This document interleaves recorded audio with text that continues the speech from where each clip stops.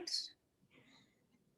Well, I think we'll go ahead and get started, if that sounds good for everybody. I want to thank you all for coming out today for our Zoom program on Juneteenth. Our panelists, they are Ursula Minor, president of the NAACP, and she is the chair of Lawrence Public Library's Board of Trustees. She's also on our Women of Color mural on the south side of the building. So if you're ever out there, you can find her on that really wonderful mural we have. We also have Professor Shawn Alexander. He's a professor and chair of the African and African American Studies and the director of the Langston Hughes Center at the University of Kansas. We have Will Hickox, public engagement coordinator at the Watkins Museum of History. And we have Frankie Haynes. She is our diversity coordinator at Lawrence Public Library. And I really thank you all for taking time out on your Sunday to talk about this. So just a little bit about the documentaries. Freedom Summer is about the summer of 1964, where over that summer, more than 700 student volunteers joined with organizers and local African Americans in a historic effort to shatter the foundations of white supremacy in one of the nation's most segregated states. And then the Fannie Lou Hamer voting rights activist. That documentary is about civil rights activist and leader Fannie Lou Hamer. She was born in 1917 in Montgomery County, Mississippi, and was the granddaughter of a slave and the youngest of 20 children. Raised by hardworking parents who were sharecroppers, she was no stranger to poverty or hardship, and she was an inspirational speaker and writer. And she used her powerful voice to raise the cause of equality and freedom for all Blacks in America, and became a defining force in the fight against social injustice during the early years of the civil rights movement. So those will be the two films we'll discuss, and I'll start out with a question for our panelists. What are the parallels you see between the Freedom Summer Project and the New Georgia Project, a project to increase votership in Georgia, particularly among people of color? The New Georgia Project was led by Stacey Abrams with assistance from many others. And do you all have any thoughts on the New Georgia Project increasing voter turnout and the parallels to the Freedom Summer?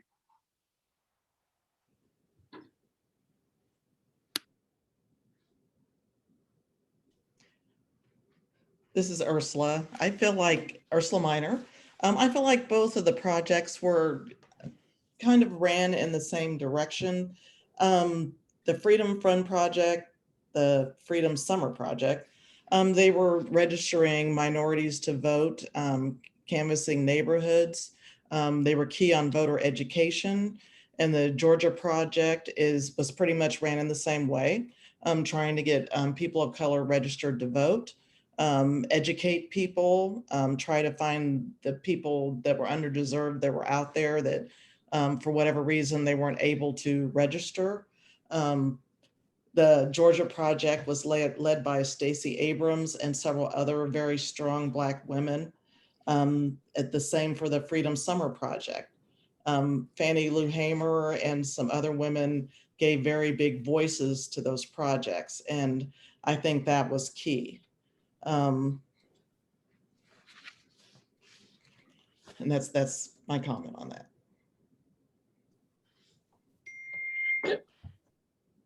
I'll add to Ursula. I think they're both campaigns to add registered voters, but I think the important thing, an important thing to remember is that it's also nothing new, right?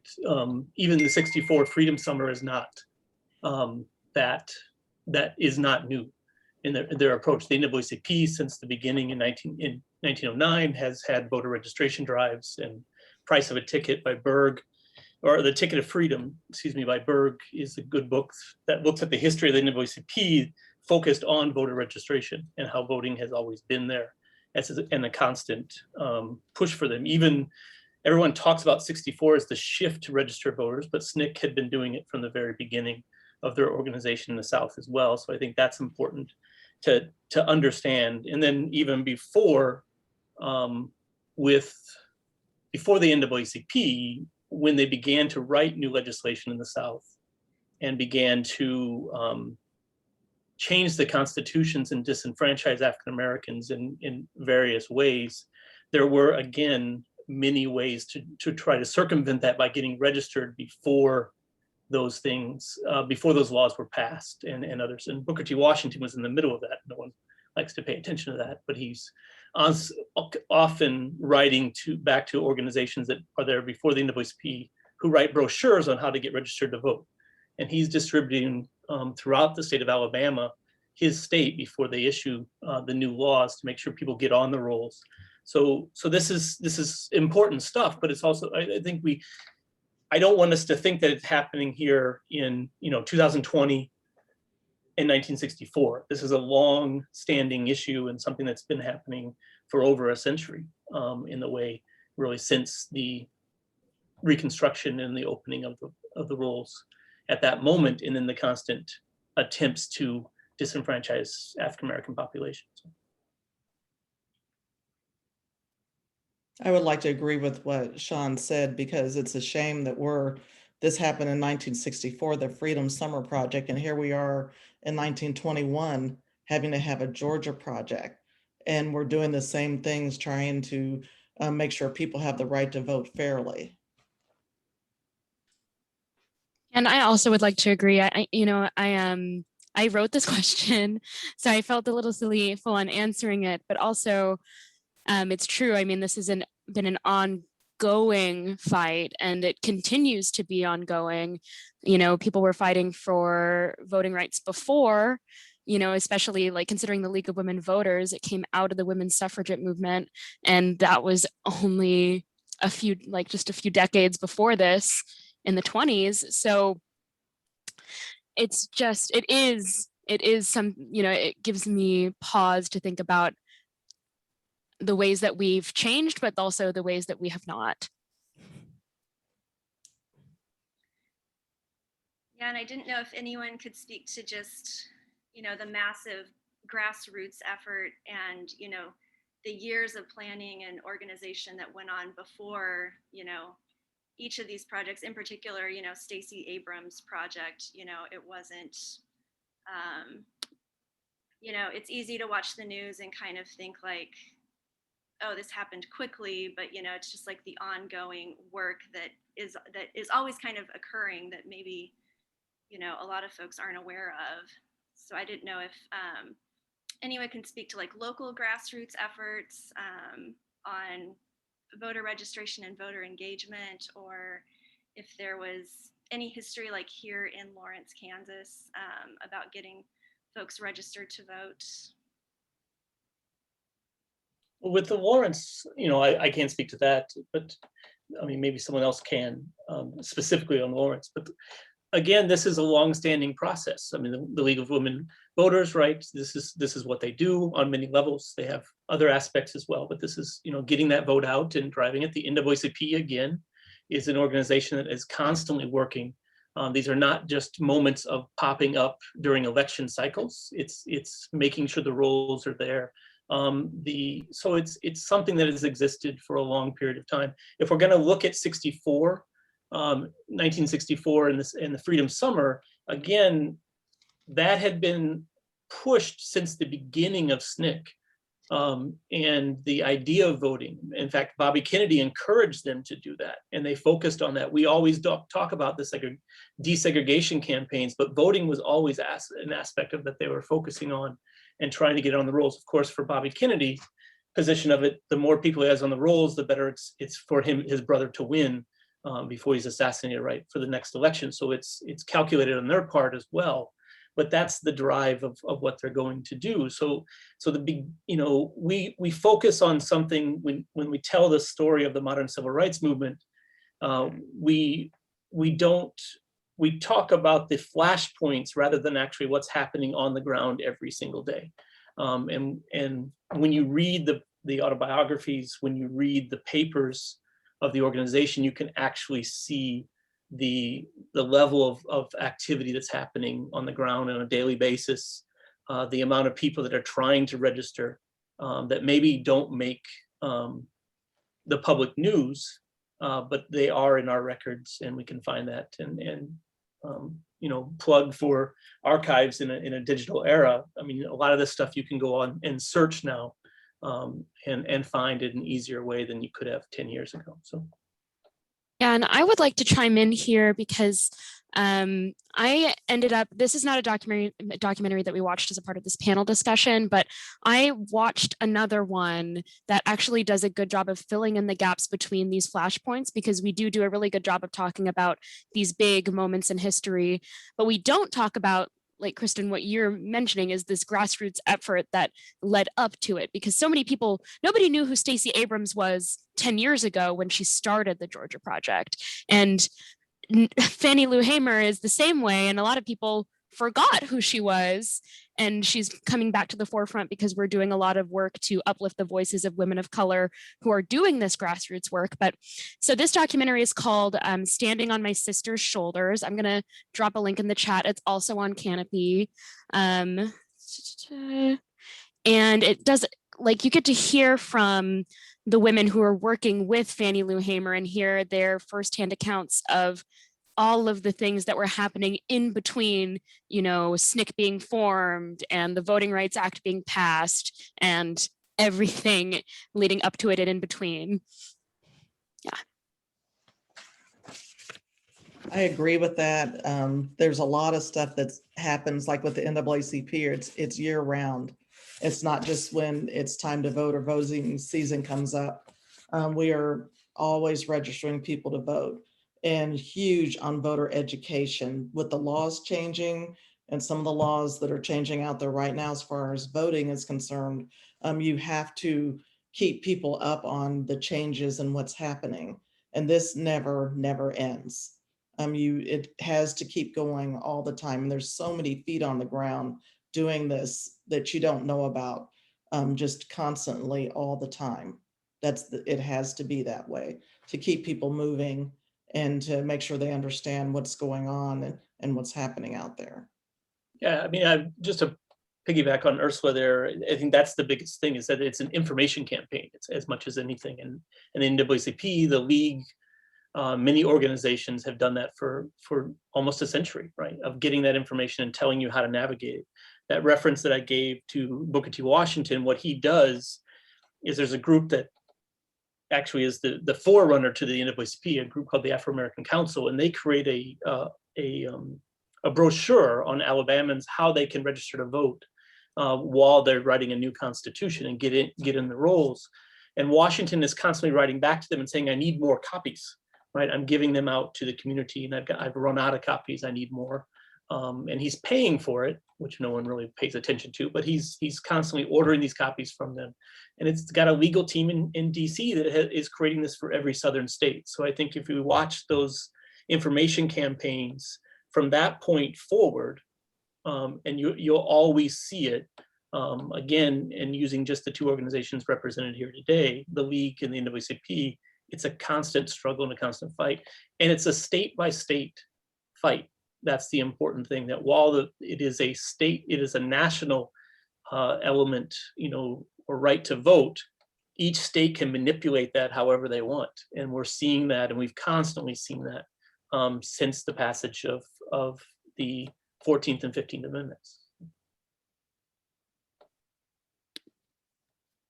Well, and just to talk a little bit more about Fannie Lou Hamer, one of the questions from a member of the League of Women Voters, you know, says Fannie Lou Hamer was not as well known of a civil rights hero as other figures. And I'm just, you know, always curious, like, why was her story, you know, not as embedded in our minds as other civil rights leaders? Most civil rights leaders were led by men, and it's most of the men's names that you heard in civil rights and basically a lot of things at the time. And she had a voice. I mean, she made a lot of changes And it's unfortunate that, and actually myself, I didn't know a lot about her till recently and started, watching the films and reading up on her.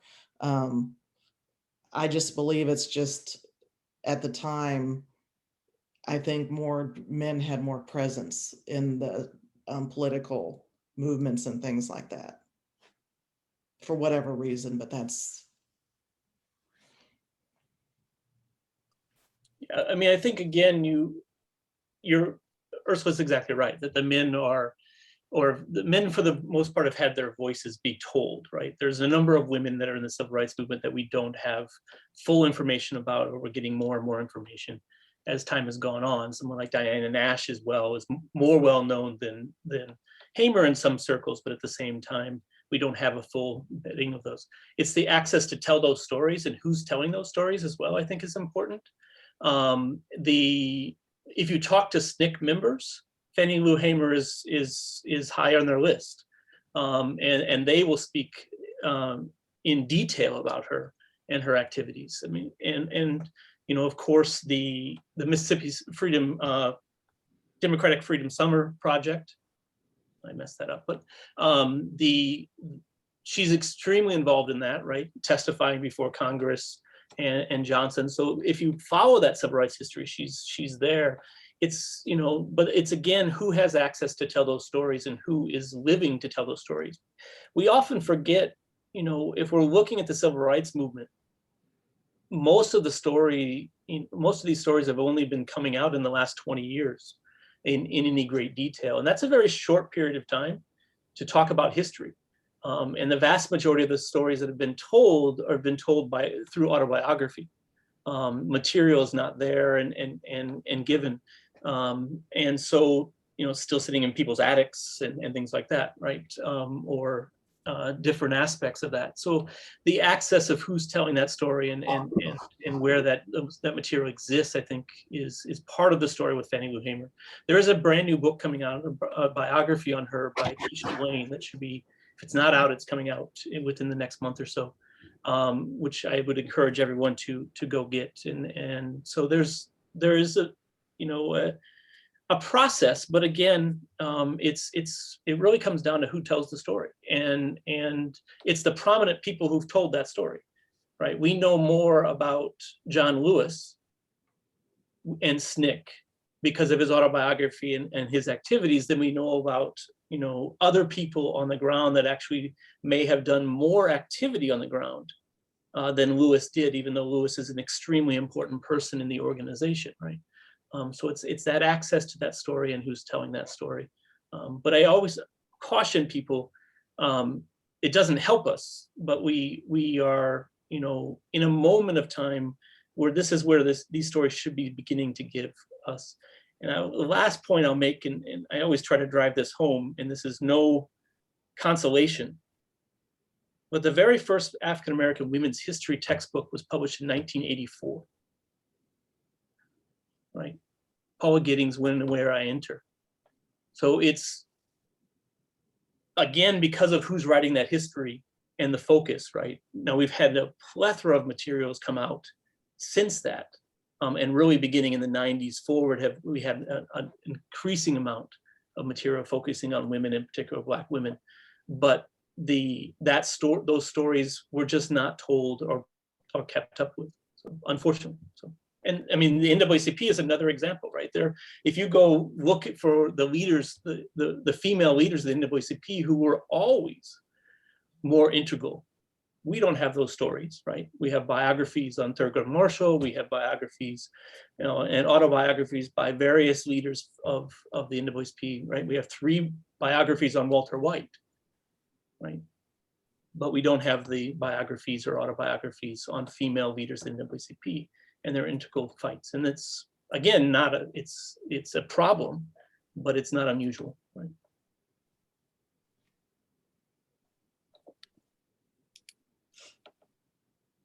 Well,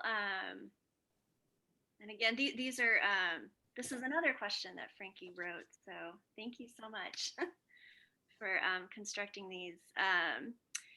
She asks, those attempting to register to vote during Freedom Summer encountered a lot of barriers.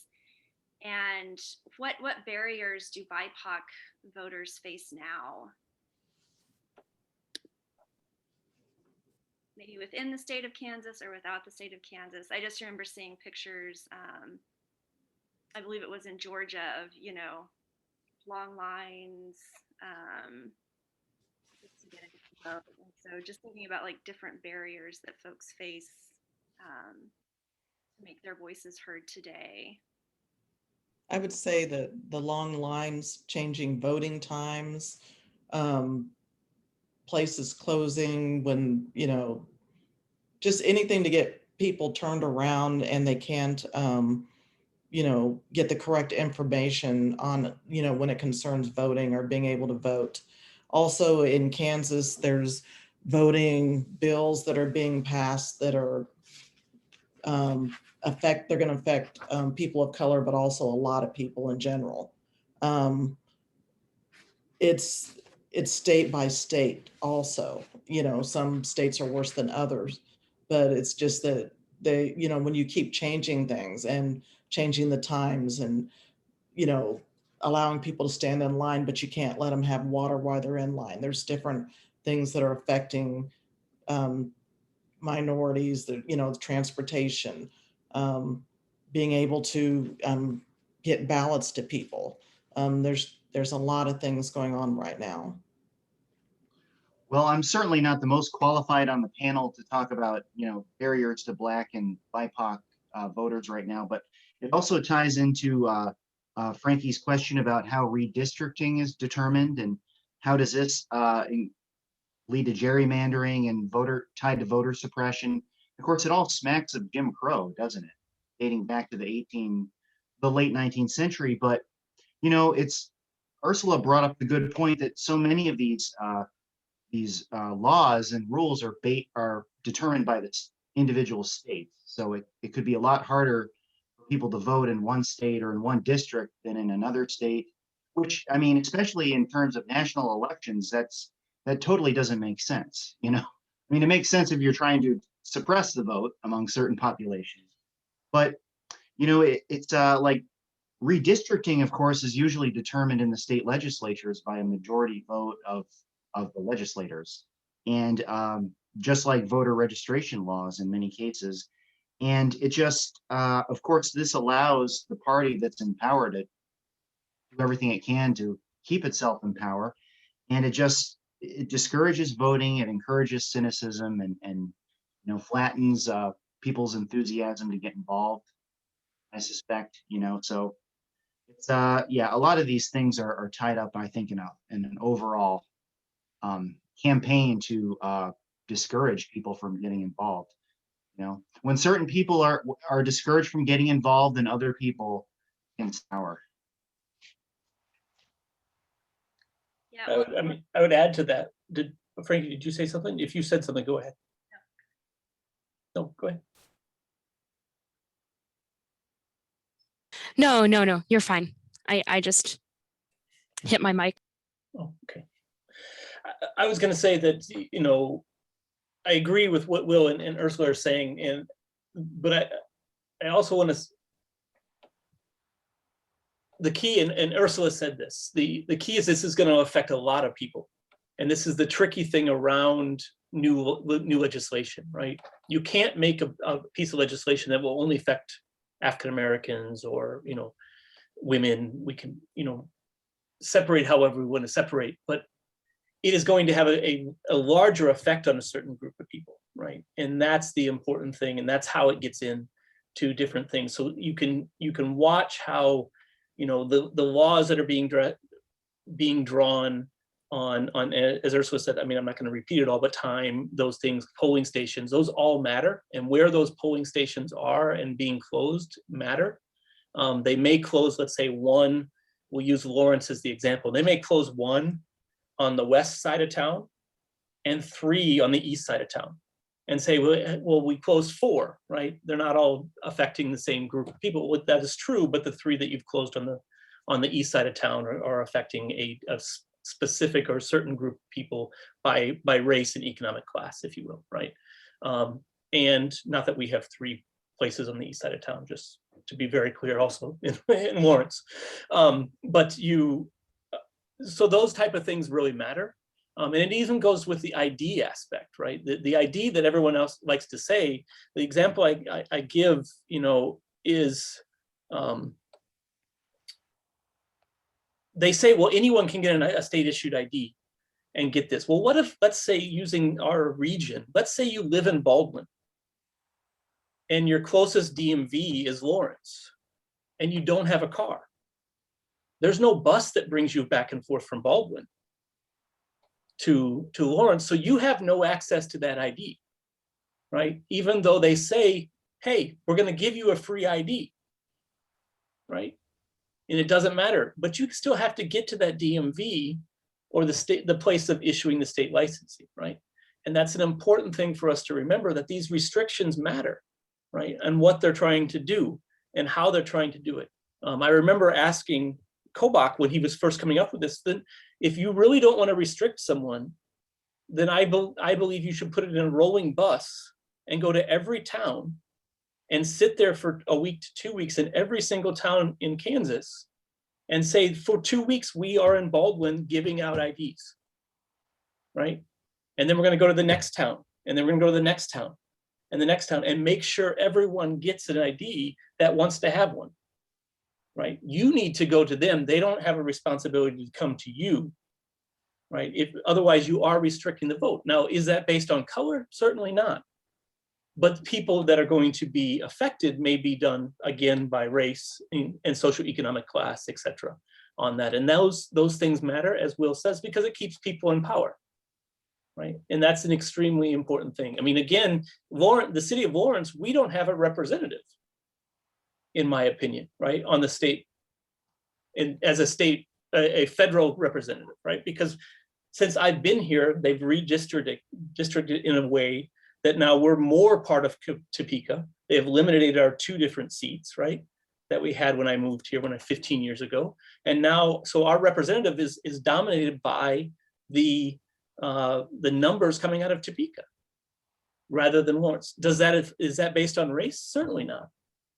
But it has a direct effect on what's going on and who's representing, my district in Washington, D.C., right? And those things, desperately matter because they drew it in a way that we didn't include the Kansas City area, right? They drew it in a way that we possibly wouldn't have more than one individual, like a Sharice stated, right? To represent, and that's specific, and that's the redistricting. That's the game that goes on, and it shows you why it's. I mean, to be quite frank, we don't have a democracy, right? Because it's not a full 100% representative type voting, right? It's drawn up in certain ways, and that's balanced by, as Will said, it's drawn by the legislature, but it's won, every 10 years, right? So it's whoever's in power in those 10 years, and they make sure they draw that district. That's why a person is never, they're not afraid of losing,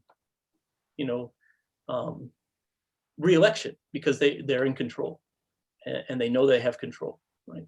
That's why you have the incidents that you have in Washington, D.C. or our state legislature in Topeka today, right? Because the way things are drawn, they can always say we're worried about our constituency, but they're only worried about it to a certain degree because their districts are drawn in such a way that they'll always stay in power. Right? They're more worried about being primaried, if you will, right, as they call it now, or being attacked on the right or the left of their district because they're not, going to the extremes that they're expected to. That's what they're more frightened of than re-election. Is this a good time to bring up the question about the Electoral College and how it was developed? I think this is a really good one. It doesn't speak specifically to the Freedom Summer necessarily, but I think it's I'm glad it was included in here, and I think it's really important, and it's all part of these issues. So the Electoral College, in my opinion, I'm not a constitutional scholar, but I don't think you have to be to see that it's a ridiculously outdated institution that should disappear Sorry, my dog is whimpering in her sleep, or she might agree with me actually, but so it dates back to the Constitution, and it was, I mean, it was established as a compromise between, letting Congress choose the president and letting the voters, who many congressmen thought were not smart enough to choose the president wisely, right? So, and of course, there are arguments in favor of it that include like, well, if it was based totally on the popular vote, then all the different individual districts would have a lot of motivation to change the results in their districts to match what they want, in the national election, that kind of thing. Also, that it gives the smaller population states more say in how in choosing the president and power in Congress, of course.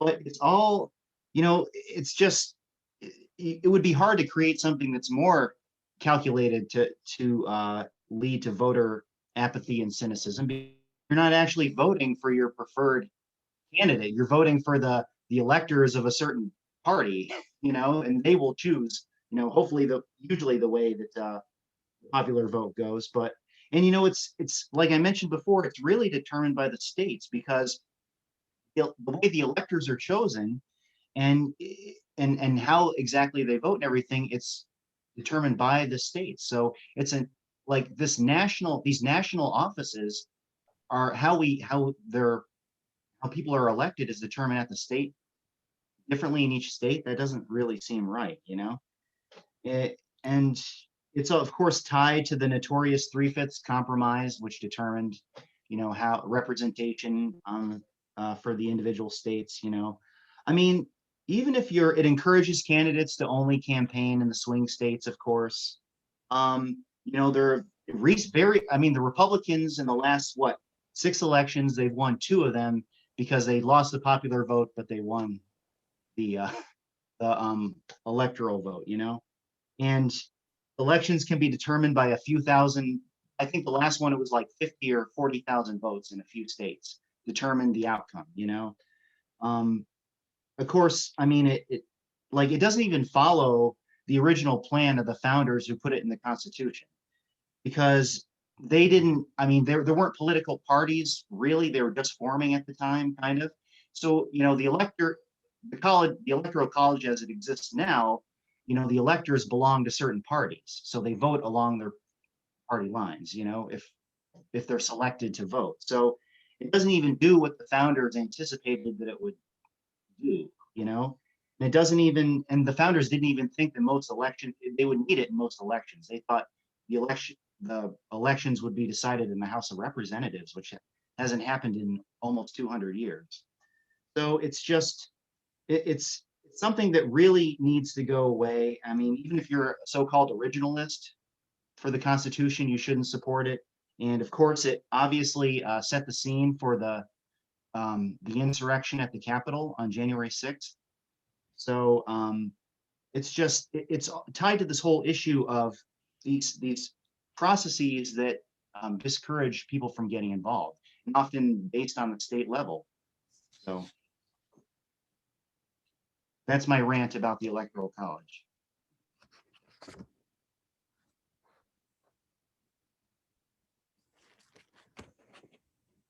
Sorry, I was muted. There are so many decisions that are made on a state level, access to voting, kind of different ways that, people can suppress voting, by requiring IDs or limiting mail-in votings. And a lot of those, it seems, are on a state level. And so my question is, like, how do you get folks more involved in state politics and paying more attention to that, and knowing that that has a real impact on their lives? I feel like most folks get, you have more participation during federal elections, but much less during state. And so that's kind of my big question, is how do you get folks more involved in state politics? This is interesting. Oh, sorry, Ursula. No, you go ahead. Go ahead. I was just going to say, a lot of it depends on voter education. I know as the NAACP, in Lawrence, we do a lot of voter registration booths and things. And a big thing is to educate people that they need to vote on the local level. those are the people that eventually will affect the next level up, next level up. A lot of people don't realize that. They just wait for the big elections, and just somehow you have to get it out there that people, they just need to vote on the local level. It really affects a lot of things. And I think that lack of information, goes back to voter suppression, because it's totally on purpose that that information about local elections that are important and do make a difference is not as easily accessible as other information.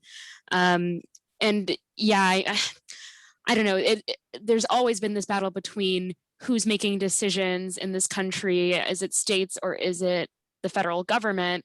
And people's opinions about those, I feel like also gets in the way of them actually still paying attention to state elections, because the fact of the matter is states do make individual decisions that affect you directly, and you can be a part of that decision, but people don't know that.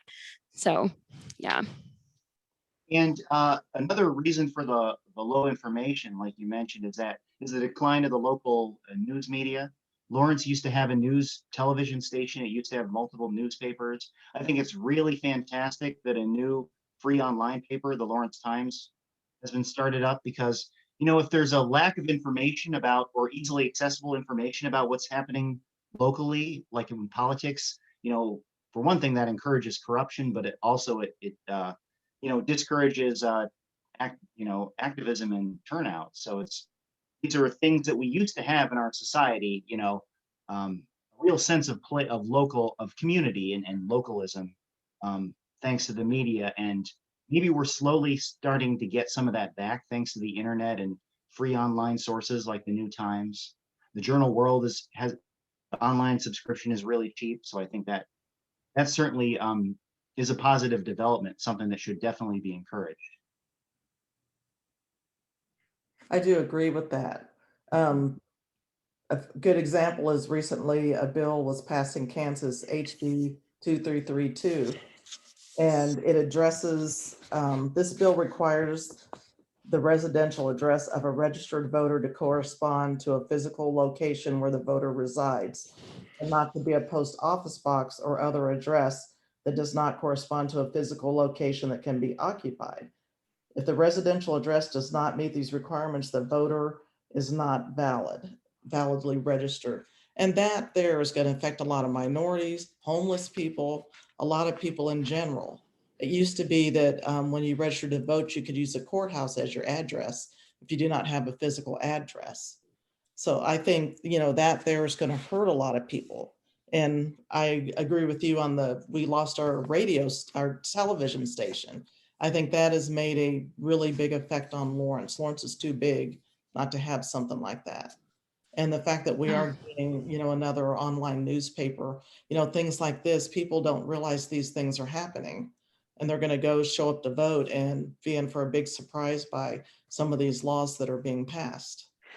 Yeah, I am definitely one of those people who's unfamiliar with the bills being passed in Kansas. I know that they're coming, but I don't know what they are specifically. And that's terrifying to me, especially considering the number of homeless people is going to go up tenfold as soon as the eviction moratoriums are kaput.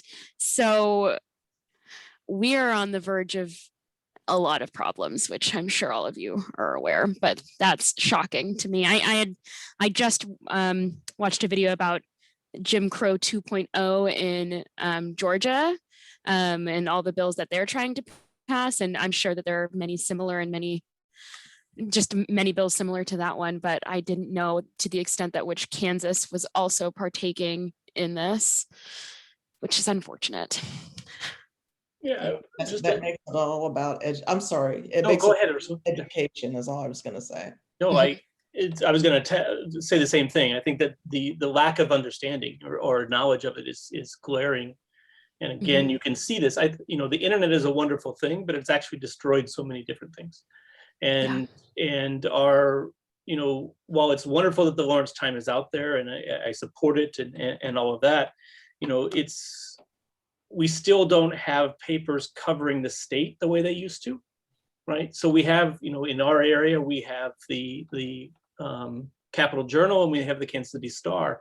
You have to go search those out. You can't find those very easily in your we don't have newspaper stands, right? You have things possibly at the grocery store, right? These things are not easily accessible the way that they used to be. And the coverage even in these locations are not fantastic. That they don't have the money, right, to have the people covered the way they used to. So, and you know, old enough to remember, a morning paper and an evening paper, right? Old enough to also remember, being in an area where we had a Democratic paper and a Republican paper, right? And so you had those different angles, and you just don't have that anymore. So it's not surprising unless you go out and search. You don't know what the legislature is passing in our state because you have to actually go to that website. Again, then you need access through the internet, right? And go and look at what's being passed and discussed on the floor of the legislature. It's not covered in great detail. And the papers pick and choose what they're going to cover because they don't have the time or space to do it. And while the internet is, again, a wonderful thing, and we get some more coverage with the Lawrence Times, they have a very small staff, right? So what they're able to cover is different. And then the Lawrence Journal World is owned by a non-Lawrence company now, right? That is driving how they do it. And that paper keeps getting smaller and smaller and smaller. And their editorials and everything else are national, not local. So you don't really have local coverage in a way that is necessary, or regional coverage. And it's a sad state of affairs, I think. And to steal a phrase from 20 years ago, it's the dumbing down of America in many ways. Yeah, and I see that Amber has a hand raised. I'm just going to chime in really quickly and say that even if you do get access to a House bill, trying to interpret a House bill without the education that, without a graduate level education, is very difficult. And I just wanted to chime in and say that. All right, sorry, Amber. You're okay, Frankie. I chuckle because that leads into my comment to say that tracking legislature in itself is a full-time job, and I actually get paid on the state level to do it for part of my job. And so for you to say that it takes graduate level, I would even say it's not even graduate level. It almost feels like dissertation level at times because of the concentration that goes involved to understand a little bit to Shawn's point in regards to big, you can't target legislature to certain groups. You have to make the message broad enough that that's within the context is who is really impacted. And that's similar to legislation as well. When you see something, you take it for the context and you read it. You have to continuously read it through to truly understand the intent. And so that is something that it is grueling, it is difficult.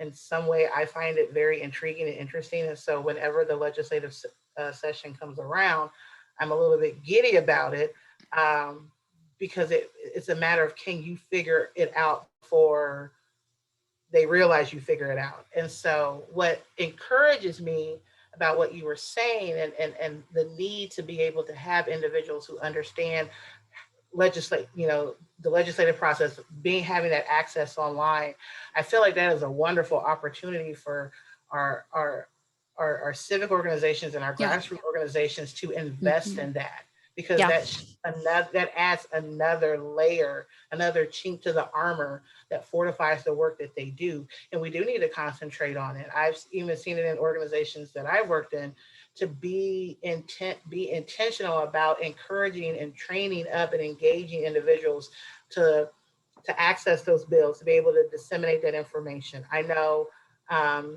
if you're not familiar with Davis Hammett with Loud Light, by all means, become familiar with him. His weekly recaps that he does of the legislature is phenomenal. We need that to the nth degree. That should be embedded in so many of our grassroots organizations. And to Ursula's point, it takes education and engaging the community, because we've had some dumbing down of the electorate of the American people. And this is an opportunity for us, for those grassroots, for these organizations that have stood the test of time, who've been in the gaps, to really to to take that work to the next level. And you're seeing it, but we need to bring, as other grassroots organizations are coming along, to instill that in them as well, that it's also about stressing the importance of the issue and the cause, but it's also about recognizing the history and also that arm of understanding what's being presented so that you can inform the community, inform the electorate, inform your population of what is being presented on their behalf and how they can act accordingly and engage their elected officials on it. Yeah, I mean, I would agree 100%. And just to come back and bring it to Jeannie's question as well, I mean, education is the key. And if we're going to bring it back to Freedom Summer and the voting rights registrations, there were also civics class, history classes being taught by SNCC, being taught to the individuals and walking them through this process.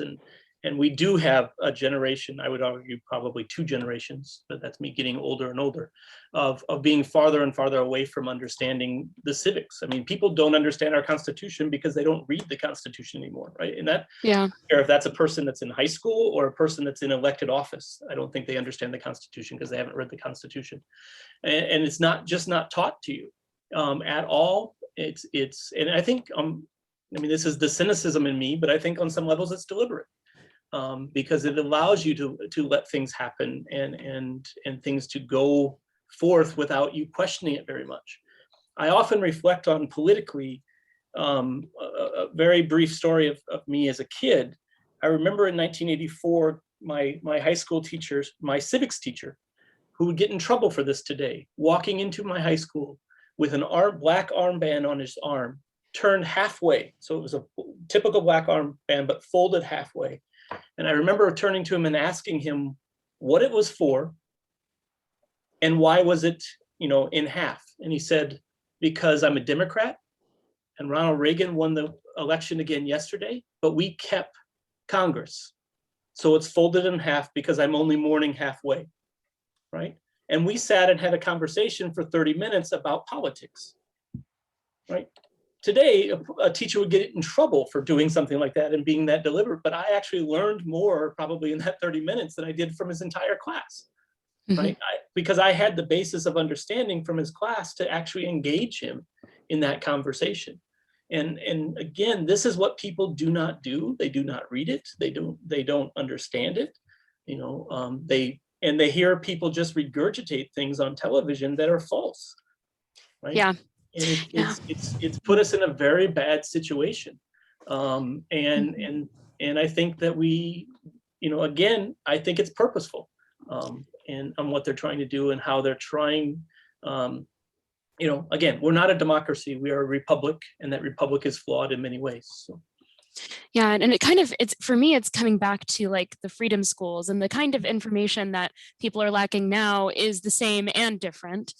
Freedom schools were there to teach people about this sort of thing and other parts of Black history that weren't taught to them well. But now what Amber, what you were talking about is a new version of Freedom School where we teach people this education that has been sucked out of our public education system. And, I'm no longer a constitutional scholar, but I actually did take an entire course in high school on the Constitution. And that's why my friends and I all took it together. And that's why we have information that other people do not have. But I also think about how the teacher who taught that course just retired, and I have no idea if they're going to bring it back because it's a specialized course that requires more money, requires more attention. But I think that it's invaluable, and I still have a pocket Constitution from that class. This information is super valuable, and I do think that it's on purpose that it's being withheld. And I don't know if that's cynical so much as it's just reality. Well, Lawrence has a pretty rich history of freedom school type schools. So if those are being created now locally, that's encouraging because it's carrying on a tradition, like the Ballard Center. We used to be one of the old Lincoln schools for African Americans, there were the kids that were expelled from Lawrence High, I think both in 1968 and 70. Their parents formed a Black school, and Bill Tuttle actually suggested some readings. I think that was actually for proposed courses at the actual high school proper. There was a Rick Dowdell liberation founded after he was shot and killed in 1970. The Kansas Free University, lots of these types of things. So this movement, it's another area where, national, I always like to say that Lawrence history is national history, at least since the 1850s. This is an area where that's certainly the case.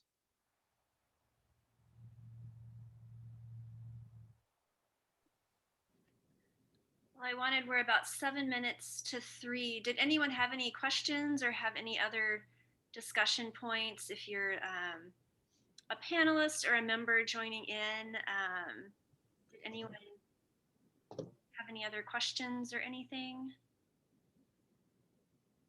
I would like to say when there was the question about what is being taught in schools as far as race theory and things like that in classrooms today, I'll say that when I attended Lawrence Public Schools, race was not talked about at all, hardly ever, very, very little. What was in the history books, if anything, was mostly that Black people were portrayed as slaves, and that was about the beginning and end of it.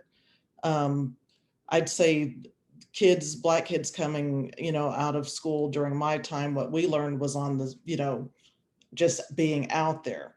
Parents, not unless your parents told you stories and things like that. I would say recently, I had two of my history teachers that I had in high school send me an email with an apology for not teaching me the correct things in history about Lawrence and about Black history. And, it made me cry. They were two of my favorite teachers, and they actually apologized because that was never discussed. It was never in their curriculum. And I do feel like that needs to be talked about. That's amazing, Ursula. Oh, It was. Yeah. I mean, just coming back on what Ursula's saying about this, the critical race theory and all that. Critical race theory is not being taught in K through 12. It's not at all, and they're using it in a way, the phrase in a way to again make people misunderstand what's actually being taught. And in its core aspect, critical race theory is just actually acknowledging that racism exists in the United States, and how you negotiate that, if you want to get down to the simplest understanding of that. And if that's a problem, then we have greater problems in America if that's what they're afraid of that are being taught. But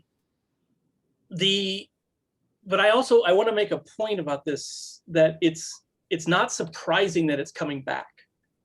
And what I mean by that coming back is that this was the same fight that occurred in 1995 and 96 under Gingrich in control of the House and his response. And the critical race theorists were all under attack at that moment and saying that this is there.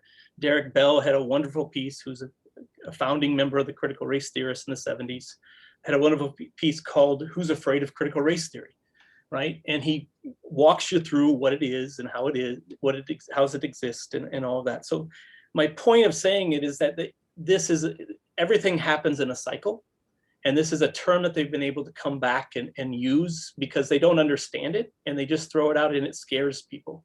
And I mean, again, I'm not surprised that they're coming back on this, because Derek Bell, of course, was a person that was attacked during Barack Obama's presidency as well, because he was one of his professors at Harvard. And so he was the Marxist, that taught all this, which he wasn't a Marxist, but that's, again, the misunderstanding of terms. And terms are always just thrown out there for people to use, right? We use these terms to scare people. Barack Obama was a socialist, which they don't understand socialism. He was a Muslim, but they forget that he was a scary Christian when he was running for office because of Jeremiah Wright, right? So he became a Muslim within a few months of becoming elected, I guess, right? So we constantly use these terms and what they want to try to say is that this is the othering. This is not American. That's all they're trying to do, is make people say it's not American to question America. And critical race theory questions America. And that's perfectly fine to question America and make questions and understand it. And we do this constantly as a nation. Tomorrow is Flag Day. Not a single person goes reads that thin volume of the flag code. because anyone that would read that flag code would understand that more people that stand up at a football stadium disrespect the flag in a more direct way than Colin Kaepernick when he takes a knee, because the flag is laid flat at a football game across the football field. That is actually a violation of the flag code, right? So it should be vertical, right? And that's not horizontal. It is written into the flag code. So they don't understand the code. They simply make statements and run us in that way. So these are just scare tactics to get someone to catch a phrase. You know, the question I always have for someone, and I wanted to ask the legislature that asked the other day, you know, how many classes are taught at the University of Kansas and other universities about critical race theory. I wanted to ask, give me at least 2 principles of critical race theory, or tell me at least 2 people who have written on critical race theory, right? Because more than likely they don't even know that. And we just constantly, you know, frighten people rather than actually understand, right? That's the reason the word socialism is one of the most commonly looked up words on Google today, because they don't even know what that term means, right? We have farm bills passed every single year, right? If farm bills are not a type of socialism, good or bad, I don't know what socialism is, right? If Medicare, right, that discussion when we had healthcare coming up, I don't want universal healthcare, but keep your hands off my Medicare. Or I don't want socialism in America, but keep your hands off my Medicare, right? Again, what is socialism? And how do you define that? But we use a term that says it's not American. We have many social programs in this country, right? So we need to get people to step back. It won't happen. We can't get people to step back because they're in this world where they want to constantly drive things and make things run in a certain way. And scare tactics have been here from the very beginning of our nation, right? And the creation of politics, right? As the American nation. And we do this over and over and over again in our American history. Who gets to define the terms? How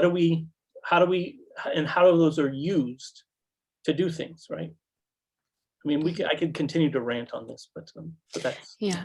No, Shawn, I just wanted to say that your point about, you know, KU and its lack of courses on critical race theory is fascinating to me, because I learned critical race theory at KU, but nobody ever used that language to describe it, because I think that language, like you said, so many red flags go up when people say critical race theory, even though critical race theory is literally just studying the fact that racism exists. That's all that it is. And people think that it's something big and scary because that's what the goal is. That is the goal of, you know, speaking about it in this way, and it takes people's agency and power away. I wanted to ask Tracy, I had a question about clarifying your comment in the chat section, because I chuckled. The legislator who wanted to know about critical race theory, Barbara Dietrich, who's actually considered a moderate in the legislature, and I would be curious to know if this upcoming election cycle, if she will be primary because of comments that she made this year pertaining to Medicaid expansion and some other things, but I digress. But I guess and Shawn, if you can answer this, that would be great, or anyone. When I heard the story on NPR about, or KPR, about of a legislator wanting to know where critical race theory, because I think it was more in regards to K through 12 is her concern, but anywho. And then of course with our Attorney General signing on to say that he opposes the Department of Education's recommendations on such teachings, is that, in your opinion, from a political standpoint, what does that do in a state like Kansas? What purpose would that serve? because I know often people, when they heard it, everyone was just like, well, why is this a big deal for Kansas? Or why would this be a big deal for Kansas?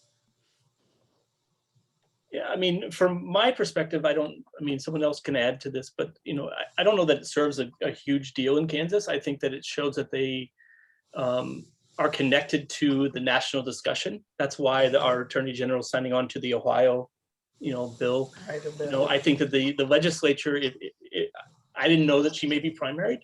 That actually explains a lot to me, right? Because that question pushes back on the far right. So she can counter some of her other arguments. So that does explain that to me, because she claimed that you know, my understanding is also she has an education background.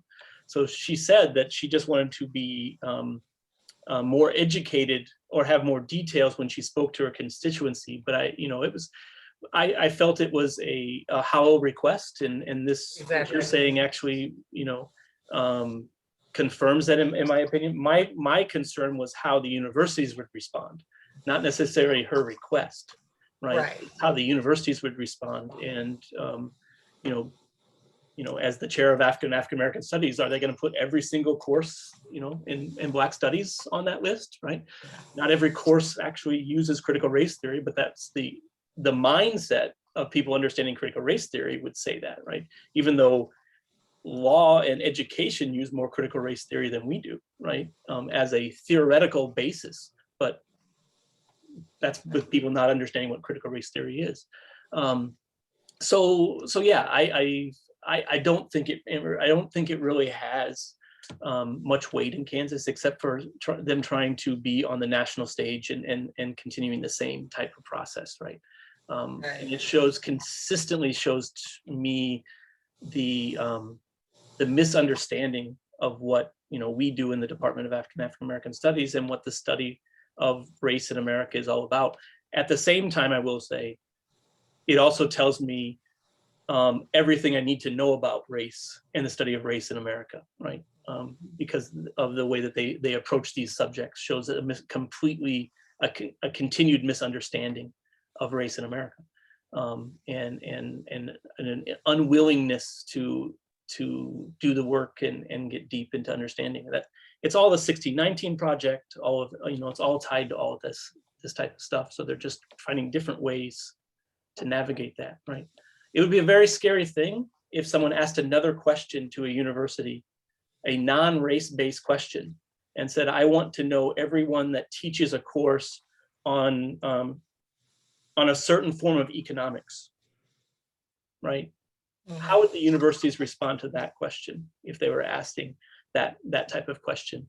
Or, you know, saying that you know, if someone came up and questioned, you know, no one's saying, well, why is it important to, you know, why is it okay to use 1776 rather than 1619 as an important date?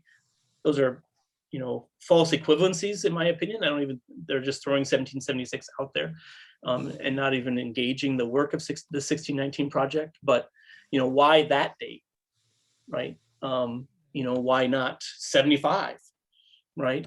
The date of the independence, right? We can always do this. So, you know, I think it's just misunderstanding and misuse. But, you know, the scary thing was, to me, was the fact that the university said, okay, we'll give you a list. We'll give you the list. Yeah. Right. Yeah. And I will say, I contacted us. Right.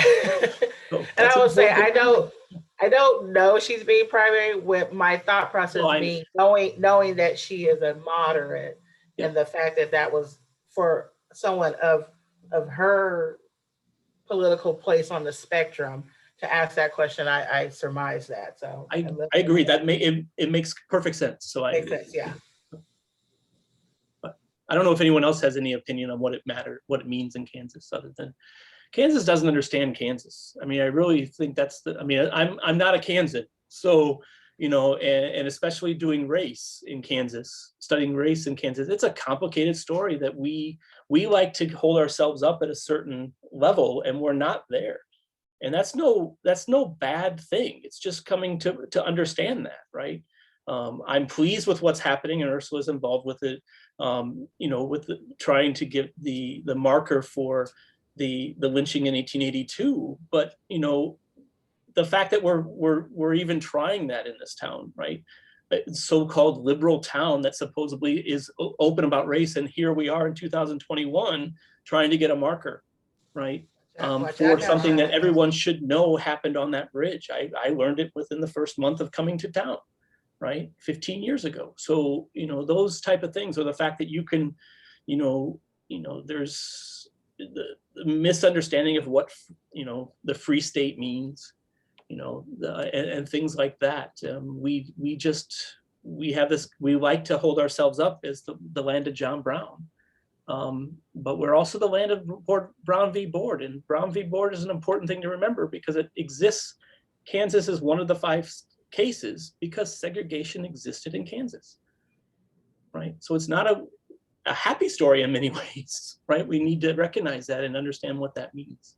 So I know I'm babbling here, but I'll just say real quick that on the marker situation, myself and another person presented around Lawrence about the Lynching Memorial Project. And you would be surprised at how many lifelong Lawrence residents approached us after we presented and said, that did not happen in Lawrence. I never, honestly, Of course. I didn't hear about it. I can't believe that happened. I lived here my whole life and that didn't happen. And you just really be surprised. absolutely. Well, you had back in the 60s and 70s, if you asked the average white resident of Lawrence who was not a member of the university, they would have said, well, the activism is caused by outside agitators, and that things were fine in town before these hippies and radical students came to town and stirred people up. So there's certainly a history of that, not wanting to recognize what's going on locally. Even though the high school was where the protests started in Lawrence, right? Everyone forgets that. So those outside agitators were moving in to go to the junior and senior year at Lawrence High. So before they matriculated up to the KU. So. All right, well, we're at 10 after, so thank you all so much for such a great discussion. I really enjoyed it, and now I want to hand it off to Tracy Matthews of the League of Women Voters, just to talk a little bit about upcoming things that the League is sponsoring. Thank you very much. Please don't hear me. I'm driving down the road, so if I cut out, I apologize. I do want to, the comment that I made in the chat, obviously the last part of that was flippant a little bit as far as everyone getting graduate education, but I do think that you guys all already expressed that there is a lack of understanding. We can know that this thing is out there, critical race theory, but if we don't understand what it is, whether it's critical race theory or any other intricate topic, then that is incredibly problematic, and that is what helps create these issues that we have had for a long. That's it. Thank you very much to Kristen and Lawrence County for and to all the panelists. Amazing discussion. Thank you for taking time on a Sunday to do this. It's been, again, incredibly informative and just an incredible discussion. Sonia Zernecki put a link into the chat about some upcoming voter registration tabling that we have, and that anyone is welcome to volunteer. You don't necessarily have to be a member of the league to volunteer at those events, and we do have voter registration at Farmers Market the first or second Saturday of every month. Sonia can correct me. She is our head of our voter registration. She is our head of our voter registration. But so we have the tabling events at the Farmers Market. We have some upcoming at Checkers, and we have some upcoming towards for the library as well.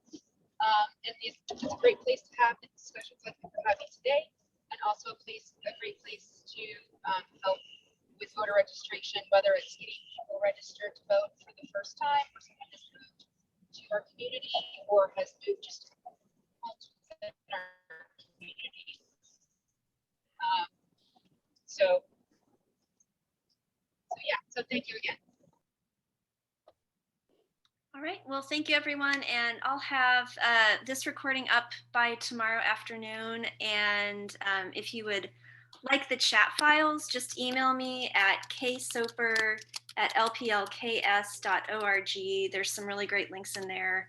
So my email's up in the chat if you want access to those links. So thank you so much to our panelists, Will, Shawn, Frankie, Ursula. Huge thanks for Frankie. She was instrumental in this, getting questions together and watching documentaries. So thank you so, so much, Frankie, for all of your work on it.